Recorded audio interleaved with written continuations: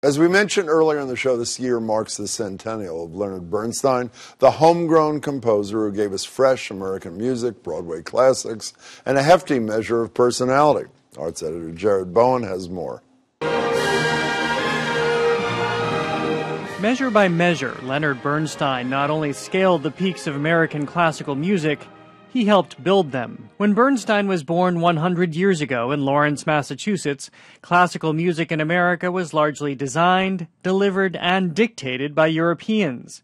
But Bernstein found no reason to be trapped by tradition. He was the one who proved that a young American could do it. Hugh Wolfe is the director of orchestras at New England Conservatory, now presenting Bernstein at 100, an exhibition of the maestro's memorabilia, organized by the Grammy Museum. Wolfe periodically worked with Bernstein from the 1970s on. He was a force of nature. You know, it was he took up a lot of space. Born to a father who was adamant Bernstein take over the family's beauty products business, the young Lenny stuck to his music. He took lessons here at NEC, performed with the Boston Symphony Orchestra, and studied music at Harvard.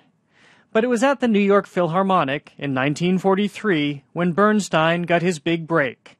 He was 25 and had to go on for a conductor who'd suddenly become ill. It just got picked up as, you know, who is this 25-year-old young American that nobody's ever heard of, and he did this? Wow. In a meteoric rise, Bernstein quickly moved from wunderkind conductor to composer. He collaborated with choreographer Jerome Robbins to create On the Town.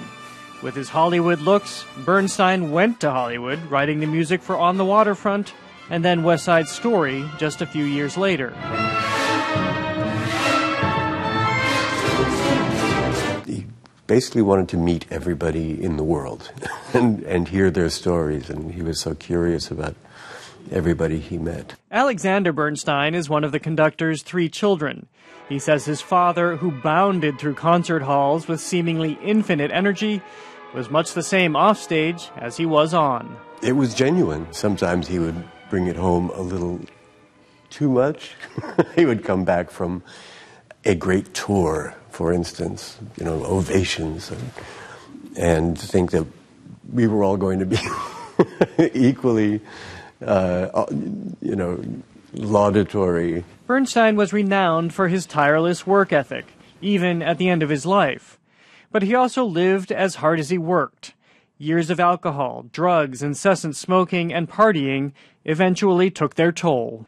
Struggling with advanced emphysema, Bernstein conducted his final concert at Tanglewood for the BSO in August 1990. He died 2 months later.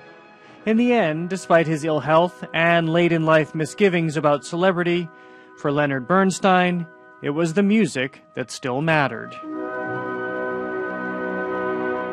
Jared Bowen, WGBH News. Leonard Bernstein at 100 is on display at the New England Conservatory through November 11th. For more information, visit necmusic.edu.